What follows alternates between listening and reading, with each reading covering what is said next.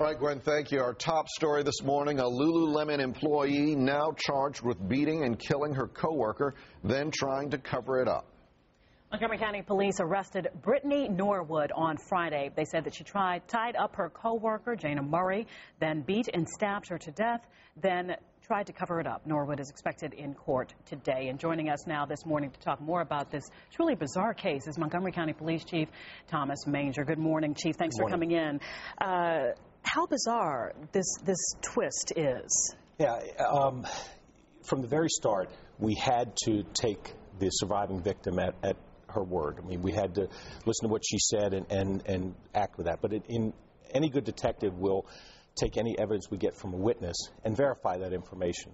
And as we started to try and verify what we were being told by Ms. Norwood, things just weren't adding up. And then what really gave us the break in the case was the forensic evidence. When we started analyzing that, just didn't corroborate what we were being told. And the original story was, at least that she had put out, that there were two masked assailants, that they had been beaten and also sexually assaulted.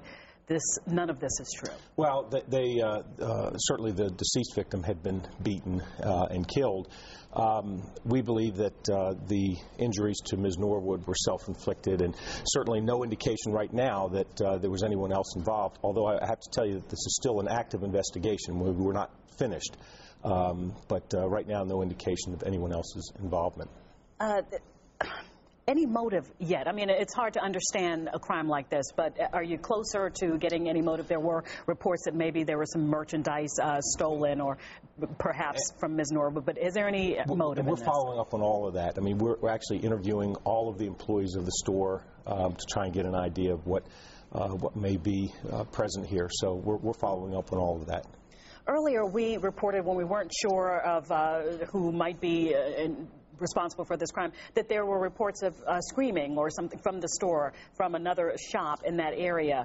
Might this have now been that two women arguing? Could have been. I mean, that was around the time that we believe the two women went back in the store, and we spoke with, of course, folks that were anywhere near that scene, and this was folks in the Apple store, and what they told us was that they heard what they believed was arguing, and it was two women's voices.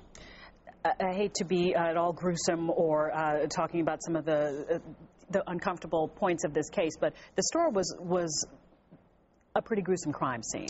Yes, it was. Can you tell us about what, as you're putting it together, what may have happened on Friday? Well, we do believe that the two women locked the store up and left.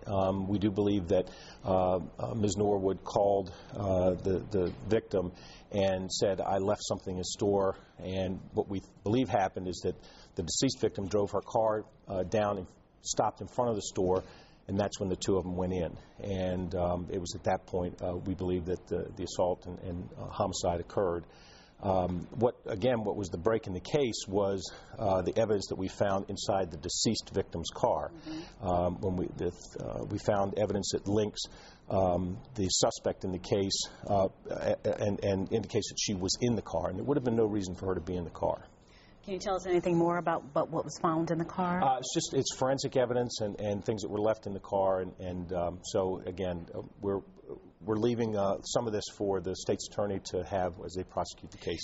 And pretty hard. The early cases that was reported that the second victim, before we knew these developments, was there with the deceased woman for overnight. Right. That is still the case Well, she wasn't there all night. She did in fact leave, was in the victim's car, and then came back. Okay. What happens next now? She has a preliminary hearing today, and the state's. We're still trying to tie up some loose ends of the investigation. There's also some other things that we're trying to do. I mean, we're still looking at video from the surrounding several blocks, looking for any evidence we might have. But the case is now being turned over to the state's attorney for prosecution. And the people in that area, you know, you hate to be naive and to say, well, this is such a safe area when there is crime everywhere.